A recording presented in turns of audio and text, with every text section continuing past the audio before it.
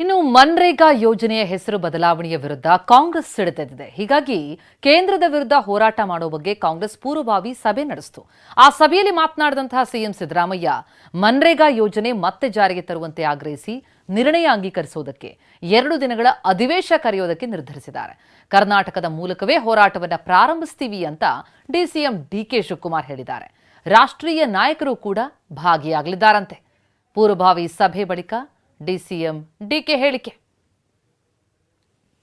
ಇದನ್ನ ಒಂದು ದೊಡ್ಡ ಐತಿಹಾಸಿಕವಾದಂತಹ ಹೋರಾಟ ಇಡೀ ರಾಷ್ಟ್ರದಲ್ಲೇ ಕರ್ನಾಟಕದ ಮುಖಾಂತರ ಇದನ್ನ ಪ್ರಾರಂಭವನ್ನ ಮಾಡ್ತಾ ಇದ್ದೀವಿ ಅಂತ ಹೇಳಲಿಕ್ಕೆ ನನಗೆ ಬಹಳ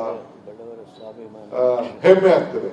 ಒಂದು 5 ರಿಂದ 10 ಕಿಲೋಮೀಟರ್ ಊರ ಅಗಲಕ್ಕೂ ತಾಲೂಕು ಹೆಡ್ ಕ್ವಾರ್ಟರ್ಸ್ ಅಲ್ಲಿ ಒಂದು ಪಾದಯಾತ್ರೆ, ಪ್ರತಿ ಪಂಚಾಯಿತಿಯಲ್ಲೂ ಒಂದು ಕಾರ್ಯಕ್ರಮ, ಧರಣಿಗಳು ಮತ್ತು ಮಾಧ್ಯಮ ಗೋಷ್ಠಿಗಳು ಮತ್ತು ಜನರನ್ನ ಜಾಗೃತಿ ಮೂಡಿಸುವಂತ ಕೆಲಸವನ್ನ ಇವತ್ತು ಕಾಂಗ್ರೆಸ್ ಪಕ್ಷ, ಕರ್ನಾಟಕ ಪ್ರದೇಶ ಕಾಂಗ್ರೆಸ್ ಪಕ್ಷ ಈ ಒಂದು ಐತಿಹಾಸಿಕ ತೀರ್ಮಾನವನ್ನ ನಾವು ತೆಗೆದುಕೊಂಡಿದ್ದೇವೆ.